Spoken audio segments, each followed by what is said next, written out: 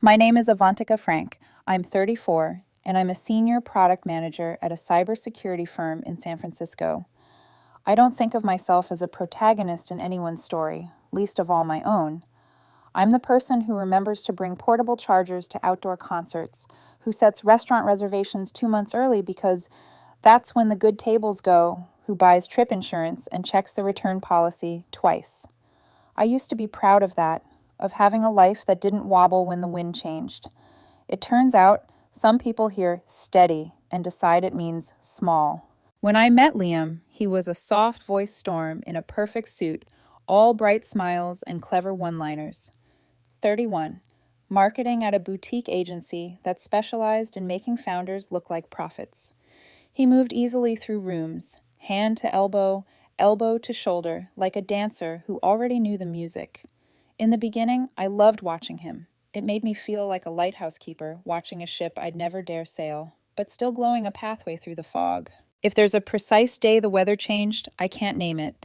It came in increments. A sigh when I asked to leave a party early because I had a 7 a.m. deployment call, a joke about my Girl Scout approach to romance, a remark over brunch about how his ex-girlfriend, Melissa, would have said yes first, figured it out later.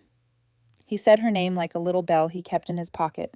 Melissa, startup founder, digital nomad, the kind of woman who can fit her life into a carry-on and a ring light. I didn't mind the stories at first. Pasts come with people. But the bell started to ring more often and louder. I told myself I was reading too much into it. Liam still kissed my forehead in the mornings and texted me stupid memes about cats typing code. He still held my hand under tables and told me I was the calm in his chaos. But the chaos kept asking for more. 3 weeks ago, on our 4-year anniversary, I wore a black silk dress I'd bought for an imaginary version of the night, one where he looked at me the way he did the first time I introduced him to my parents on a video call. Full attention, full heart. We had a reservation downtown at a place where the sommeliers walk like priests. I arrived early. Of course I did. I sat facing the door because I like to see what's coming. Liam was 10 minutes late, which for him is early. He slid into the booth, kissed my cheek, smelled like cedar and something expensive. His phone face down on the table, like a promise he intended to keep until he didn't. "Happy 4," he said, and I smiled because I wanted to keep the moment intact a little longer. We ordered the tasting menu. I pronounced the French words as if they might break. He told me about a client who had just closed a Series C and wanted to stage a proposal on a helipad. Now that, he said, is ambition. I don't know why the word hooked me. It's not like I don't have it. I led 2 product launches last quarter. My team hit every compliance target in a sweep that made our legal director tear up in a meeting. My manager, Caroline, had hinted there might be an opening to lead the Midwest expansion if we landed a Chicago client. I had ambitions. They just wore flats and carried binders. The second course arrived, sea foam trapped in ceramic curves. Liam glanced at his phone, just once, a reflex. He didn't pick it up. I saw the flicker all the same, the little pulse of elsewhere in his eyes. "Melissa's in Greece," he said suddenly, as if the thought had been rising and finally broke the surface. "Santorini. You should see the photos. She took her fiancé. They did the whole white walls, blue domes thing. Spontaneous. A week. Just go." "You follow her?" I asked, keeping my voice even. "There's steady, and then there's flatline." "She tagged some friends," he said, shrugging. "People I know. It just comes up." We ate in silence. That wasn't silence. Around us the restaurant hummed. Clink of crystal, low laughter. A waiter floated by with truffled air like a rumor. Liam exhaled, set down his fork, and looked at me with a careful expression, like he'd practiced it. "Avantika," he said, "you know I love you." "Do you?" I said, because the version of me who nods and smiles had finally run out of battery. He swallowed. There's a way I want to live." His eyes flicked toward the terrazzo floor, then back. "Bigger, faster, more electric. I keep thinking, I keep feeling, you don't want that. You plan, and you save, and you manage. I respect it. I do. But I need someone who—" He hesitated. The bell in his pocket rang. "Who's more ambitious?" A soft heat bloomed under my skin. Not anger, not yet. Something like embarrassment dissolved into clarity. There it was, the sentence he'd been arranging like furniture for months. The word he'd been bending into jokes and sighs. Ambitious. as if ambition is only fireworks and not the long, quiet labor of keeping a ship upright in heavy weather. I thought of the weeks I'd spent learning his clients' names so I could ask about them when he came home stressed, the presentations I'd rehearsed with him at 1 a.m., the calendars I'd color-coded because he refused to use a project management app on principle. I thought of how, in the story he was telling, my care was small, my reliability boring, my difficult love somehow less grand than an impulsive plane ticket. I folded my napkin. I did it slowly because I have learned that slow is how you don't break. I slid it next to my plate and reached for my purse. Then maybe, I said, and my voice surprised me with how calm it was, you should go find someone who's already living your highlight reel. He blinked. It's strange how shock looks the same at 31 as it did when we were 21. His mouth fought the urge to be hurt. Avantika, that's not what I... It's exactly what you meant. I caught the waiter's eye and handed over my card. The waiter nodded, the universal gesture of a person who's seen more stories end over candlelight than start. Liam rubbed his temple. I'm not saying you're not enough. Yes, you are, I said gently. Sometimes the kindest thing is not to sand the edges off the reality someone is handing you. And that's okay. You want a different life, a different tempo. I don't need you to want mine. I need me to want mine. The waiter returned with the folio like a curtain call. I signed without looking at the total. As I slid out of the booth, the room swayed and settled around me, all soft lamplight and other people's anniversaries. Liam stood too. For a second I saw the first night we met, the same ring of light, the same certainty that we were about to become a story. Then the image flickered and I was back in this one. Where are you going? He asked, and he wasn't asking for an address. Home. I didn't say. To delete photos. To pack a box. To relearn the shape of quiet. I didn't say to pick up my guitar for the first time in a year and let my fingers remember that they belong to me. I didn't say to call my mother and hear her say my name in the way that makes me feel 5 and safe and more than enough. Outside, the fog had rolled in off the bay like a stagehand pulling a scrim. My heels clicked against the sidewalk, each step a small metronome. I didn't cry in the rideshare. I watched the numbers change and the city smear into streaks. I thought about Chicago, about how, when Caroline said Midwest expansion, something in my chest had stood up and looked out the window. At home, I put my phone on the counter, screen up. It lit again. Liam. Then a number I didn't know. Then a message request from Nora, his younger sister, with a single line. You okay? I stared at it a long time. I typed yes and deleted it. I typed not yet and deleted that too. Finally, I sent, I will be. It felt like a contract signed with myself. I blocked Liam. I didn't do it out of spite. I did it because the version of me who would answer at 2 a.m. on principle needed a guardian. Then I opened the Cloud album I'd been too sentimental to clean. 4 years of captured light waited. I took a breath and started pressing delete. It wasn't ceremonial. It wasn't cinematic. It was 1,000 small clicks. It was work, like everything else that saves you. Sometime after midnight, the apartment got very quiet. The kind of quiet that feels like the air is wider. I sat on the floor with my back against the couch and let the silence introduce itself. It wasn't loneliness. Not exactly. It was the sound of not balancing someone else's dream on my chest. In the morning, sunlight slipped under the blinds like a note passed in class. I made coffee, black. I opened my laptop and wrote an email to Caroline. If the Chicago opportunity is real, I want to talk. I clicked send before fear found a foothold. Around noon, Nora texted again, unprompted. There are things you should know, if you want the truth. I looked at the message for a long breath. The truth. People always say it like it's a gift. Sometimes it is. Sometimes it's a mirror you don't recognize and then realize you do. Outside my window, a gull skated the air and folded its wings. A tiny act of faith I must have seen 1,000 times and only noticed now. I put my phone down, turned on the shower, and watched the water steam the glass. Somewhere in this city, a bell rang in someone's pocket. Somewhere in this city, a woman posted a photo from an island with blue domes and called it freedom. I stepped into the water and decided I would not be small in my own life. If ambition meant fireworks to him, fine. Mine would be the kind that builds light you can actually read by.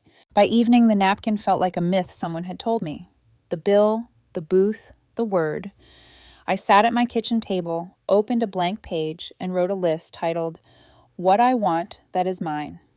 I didn't know it yet, but the first line would come true sooner than I imagined.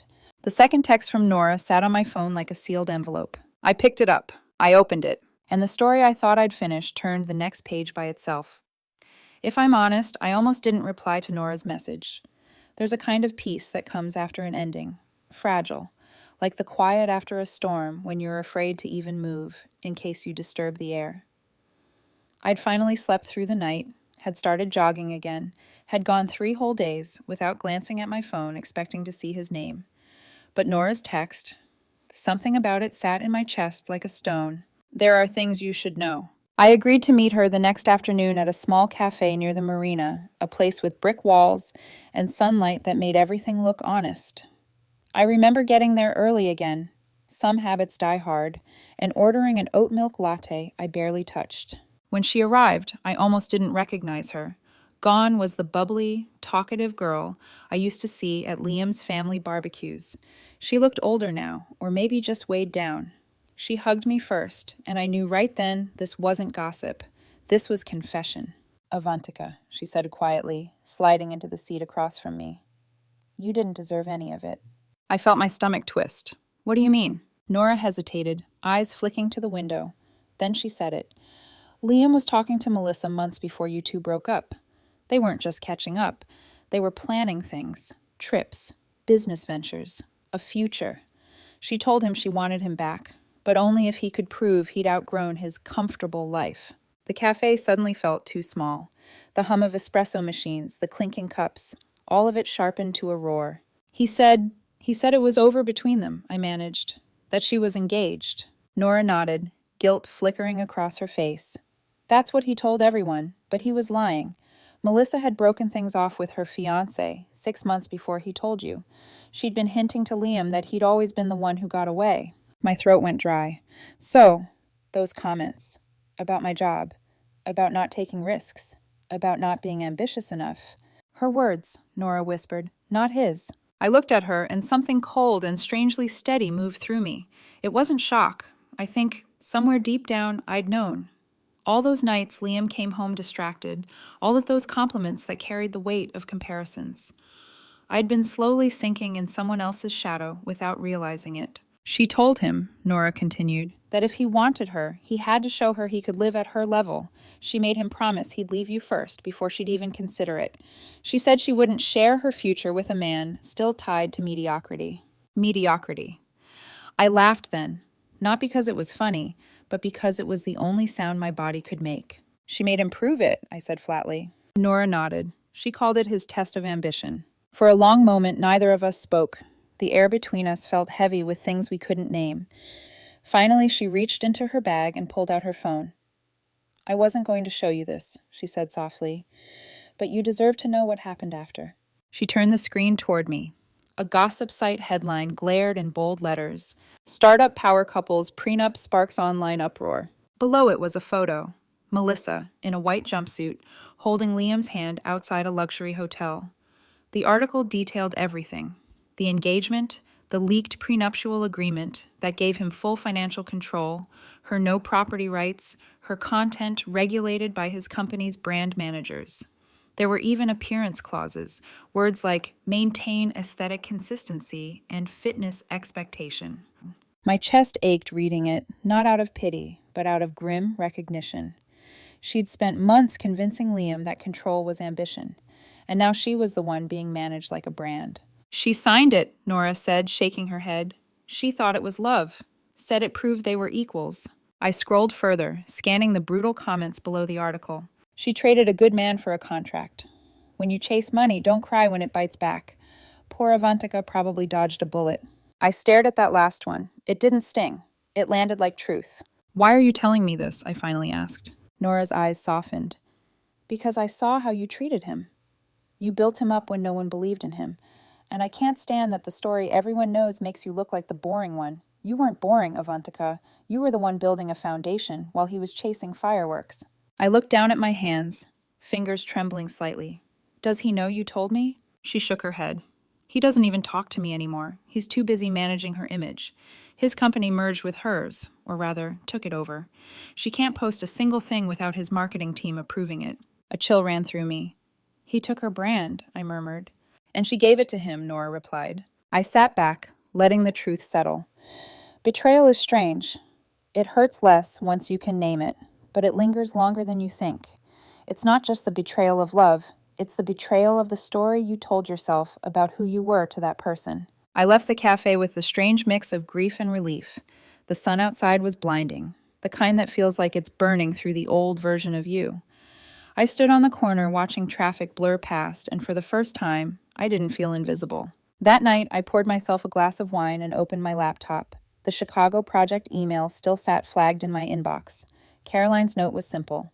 If you're serious, we can make it happen by next quarter. I stared at it for a long time, then started typing. Caroline, I'm ready for something new. Let's talk about Chicago. I hit send, no hesitation this time. My phone buzzed once. A message from an unknown number. I opened it without thinking. You probably think you're better off now, but you'll never find someone who loves you like I did. It was Liam. I stared at the message and for the first time didn't feel the slightest pull to reply. Instead, I turned the phone over, screen down, the way he used to. The next morning, Nora texted again. They're flying to Chicago for an investor summit next month. Just thought you'd want to know. I smiled, a small, knowing smile.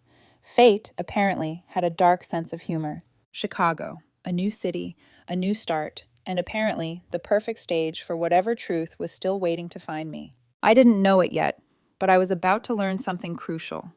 Sometimes the universe doesn't hand you closure. It seats you across from it in a perfectly lit ballroom. I moved to Chicago in early spring. The air still carried winter's bite, but there was something cleansing about it. That kind of cold that strips everything unnecessary. My new apartment overlooked the river, all glass and light, like a blank page waiting to be written on. Work hit the ground running. Long hours, new teams, meetings stacked until I forgot what quiet sounded like. But for the first time in a long time, the exhaustion felt earned, not drained out of me by someone else's expectations. Every morning, I'd grab a coffee from the corner shop and walk past the mirror-like surface of the water, watching the city rise behind me. Cranes, bridges, concrete, motion. The skyline felt like a metaphor for rebuilding. Still, at night, sometimes I'd catch myself thinking about Liam and Melissa, not out of longing, but curiosity. What does it actually look like when people get the lives they think they want? The answer came sooner than I expected. It started with an article someone in my office forwarded into our work chat. Startup darling Melissa Lang steps back from brand after PR scandal. I remember staring at the headline, coffee half raised to my lips. I shouldn't have cared, but curiosity is a muscle, one that betrayal keeps in shape. The article painted a polished picture, but between the lines you could read the panic.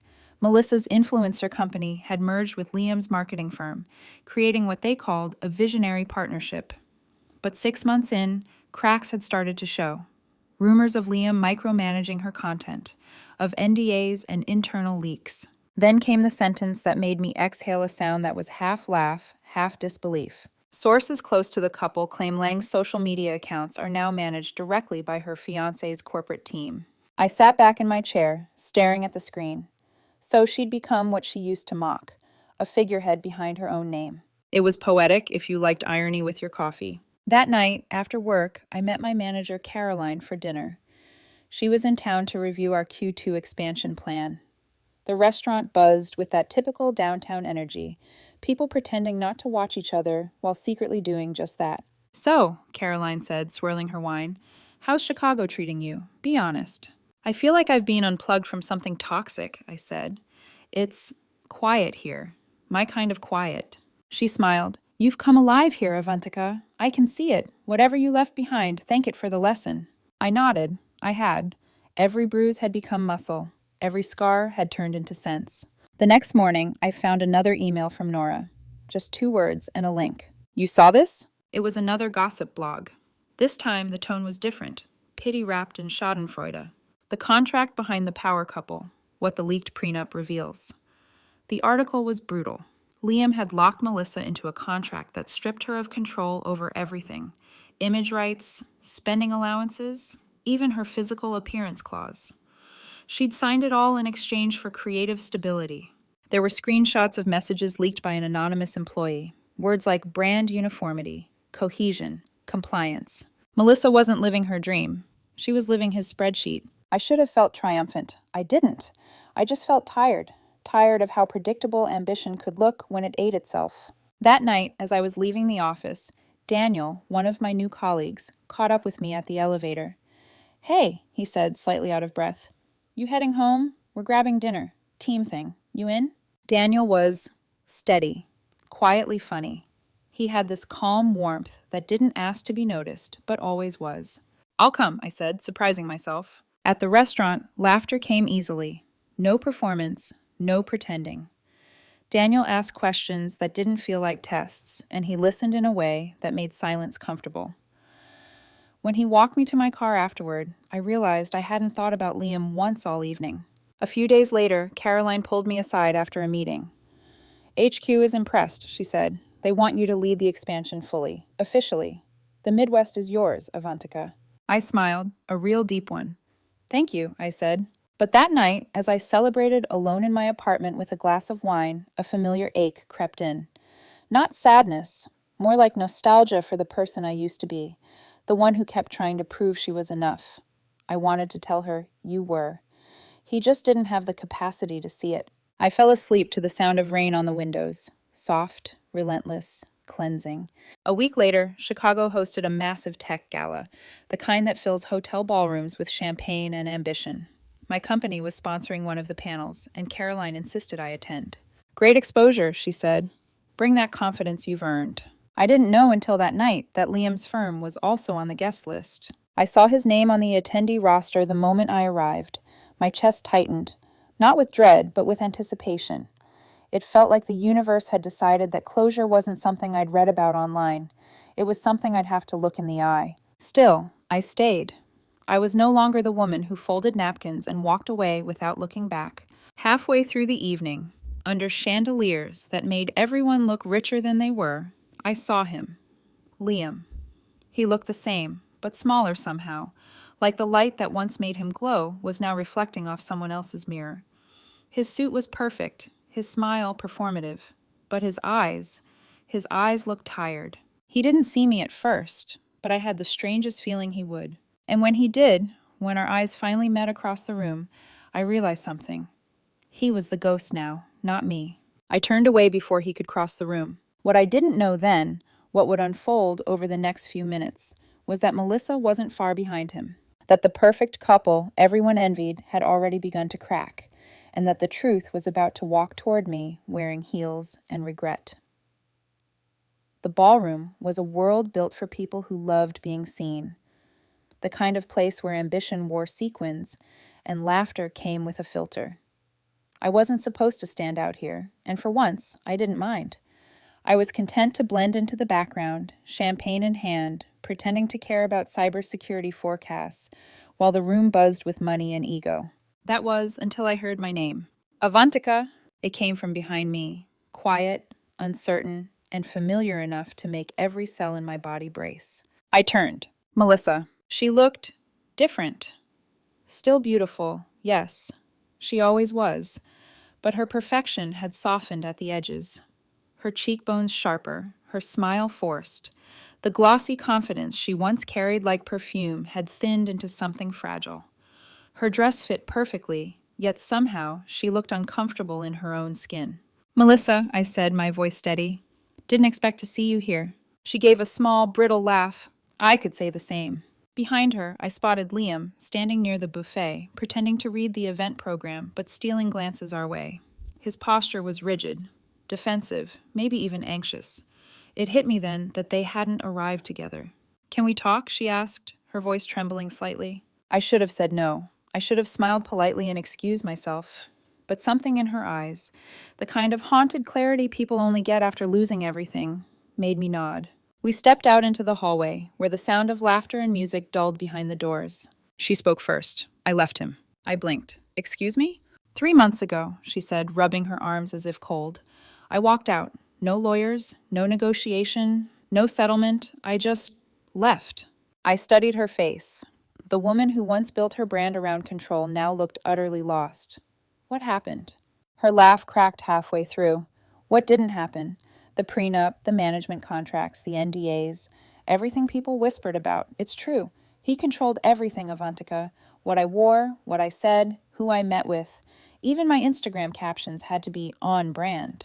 I stayed quiet, letting her fill the silence. I thought I was building an empire, she continued, but I was building a cage, and he was holding the keys. The irony was almost painful. She'd pushed Liam to prove his ambition by dismantling my stability, only to hand her own freedom over in the process. She looked at me then, eyes wet. He always said you were too cautious, too steady, that you'd never understand his drive. But you know what? You were the only one who actually believed in him, the only one who didn't treat him like an accessory. I didn't know what to say, so I said the truth. I used to think loving someone meant becoming their anchor, I said quietly. Turns out some people would rather drown chasing waves. Melissa exhaled shakily. He ruined me, Avantika. My company's gone. My followers turned on me after the scandal. I can't get brand deals. I can't even log into my old accounts without his team's approval. They still own everything. Her voice cracked on that last word. Everything. For a brief, surprising moment, I felt something that wasn't bitterness. It was pity, or maybe recognition. I'd once known what it felt like to have your life rewritten by someone else's definition of success. She wiped her eyes, composing herself. He's inside, trying to charm investors like nothing happened. But the truth is, he's broke. The merger drained both companies. He's desperate. I swallowed hard. Then why tell me this? Because I needed to say it to someone who would understand what he takes from people, she said simply. And because you were right to walk away. I wish I had. Before I could respond, she turned to leave, the echo of her heels fading down the hallway. I stood there for a long time, the city lights bleeding through the glass windows beside me. When I finally turned back toward the ballroom, Liam was there, standing in the doorway. Avantika, he said, voice low, hesitant. It's been a while. Almost a year, I said. Feels longer. He smiled, that familiar curve of self-assurance that used to undo me. Now it just looked tired. Congratulations on the promotion. Midwest expansion, right? I always said you had it in you. I tilted my head. You said a lot of things. He flinched slightly. I was wrong about most of them. The honesty caught me off guard. He ran a hand through his hair, eyes flicking to where Melissa had gone. You probably know everything by now. The prenup, the scandal, it's all over the internet. I read enough, I said. You got the life you wanted, Liam. Big, fast, electric. He gave a hollow laugh. Yeah, and it burned everything down. Silence settled between us. Not awkward, not hostile, just final. You once told me, I said, that I played things too safe, that I was afraid of risk. But walking away from you was the biggest risk I ever took. I smiled, soft but sure, and it paid off. He looked at me like he was seeing something unfamiliar. Maybe he was. Maybe I was too. Take care of yourself, I said, brushing past him. As I walked back into the ballroom, I spotted Daniel near the bar, talking to a client. He caught my eye, and that simple, genuine smile, the kind that didn't need to prove anything, steadied me. Hey, he said when I reached him. You okay? Yeah, I said, exhaling the last of that old chapter. Actually, I am. Later that night, when I got home, I stood by the window watching the city glitter below. It wasn't the kind of glow you chase, it was the kind that stayed. And for the first time in years, I felt something deeper than relief. Peace. I didn't know it yet, but this was just the calm before the universe handed me the final twist. The kind that doesn't just close a story, but rewrites it. 6 months later, Chicago was no longer just a city to me. It was a second skin. The skyline that once felt like a stranger's heartbeat now pulsed in rhythm with mine. Work was thriving. The Midwest expansion had gone smoother than anyone predicted, and the board had promoted me to Vice President of Product Strategy. My face appeared in a Forbes feature titled "The Quiet Leaders Transforming Tech." Reading that headline, I couldn't help but smile. Quiet, the same word Liam once used like an insult. Now it was my badge of honor. Daniel, the colleague who had walked me to my car that night months ago, was no longer just a friend. He'd become something steadier.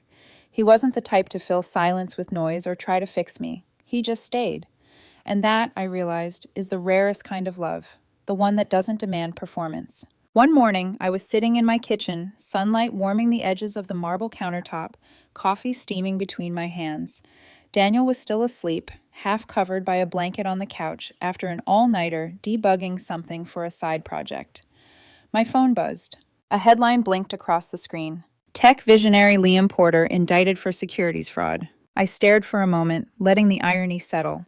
The article detailed a 2-year investigation into his firm's investment practices, misuse of client funds, inflated returns, falsified reports. Essentially, the man who once accused me of lacking ambition had built his empire on lies. I scrolled, numb but oddly detached. Liam's name was plastered across every major outlet, not as a symbol of success, but as a cautionary tale. I was about to close the tab when my inbox pinged. A new message from Melissa Lang. Subject: You were right about everything. For a long moment, I just stared at it. Then, curiosity, gentle but insistent, made me open it. Avantika, I know I have no right to contact you, and I'll understand if you delete this without reading. But after the news this morning, I can't stop thinking about how different things could have been if I'd listened to you instead of chasing the life I thought I wanted. You told him once that ambition doesn't mean chaos. I laughed at that. I thought you were just bitter. I was wrong. You were the only person who ever saw me. Not the image, not the brand, just me. And I threw that away because I thought excitement was the same thing as happiness. I'm not writing this to ask for anything. I just wanted to say I'm sorry. For the way I treated you, for the things I said about you, for the life I helped ruin. You didn't lose, Avantika. You grew. I hope you're happy. You deserve peace more than anyone I know. Melissa. I reread it twice. The words felt heavy, but not painful, more like the closing line of a story that had taken too long to end. I didn't reply, not out of anger, not even indifference, just acceptance. Instead, I put my phone down and looked toward the couch. Daniel had woken up, hair tousled, smiling in that sleepy, unguarded way that still made my chest warm. You okay? He asked, voice rough with morning. I nodded, walking over to him. Yeah, I said softly. I think I finally am. He reached for me, and I sank into the space beside him. Not the kind of closeness that burns, but the kind that grounds. The kind you build, quietly, one morning at a time. Later that week, as we packed for a trip to Colorado, the place we'd both fallen in love with during a work retreat, I caught myself standing on the balcony, staring out at the river. It glittered in the late afternoon light, the same way it had on my first day here. Only now I wasn't searching for reflection. I was watching movement. Forward, unhurried, certain. Sometimes the best revenge isn't triumph. It's peace. And sometimes the greatest ambition is knowing when to stop chasing noise and start building stillness. I'll never forget that dinner. The napkin, the folded hands, the calm voice that said, "Then maybe you should go find someone else." That version of me, tired, wounded, quietly brave, had no idea she was saving my entire life with those words. If Liam ever thinks about me, I hope he remembers not what he took, but what he taught me. That chasing lightning will never be as powerful as learning how to stand still in the storm. Colorado skies are different. They stretch wider, cleaner, as if there's finally room to breathe. Daniel and I are moving there full-time next year. He jokes that I'm becoming too ambitious with my plans for hiking trails and home gardens. Maybe I am, but this time the ambition isn't to impress anyone. It's to live fully, honestly, and quietly. As I closed my laptop that morning, the cursor blinking beside Melissa's unread name, I realized something simple and profound. The ship hadn't just sailed, it had carried me home. Sometimes, I whispered to myself, watching sunlight scatter across the river, the best thing that can happen to you is someone walking away, so you can finally walk toward yourself.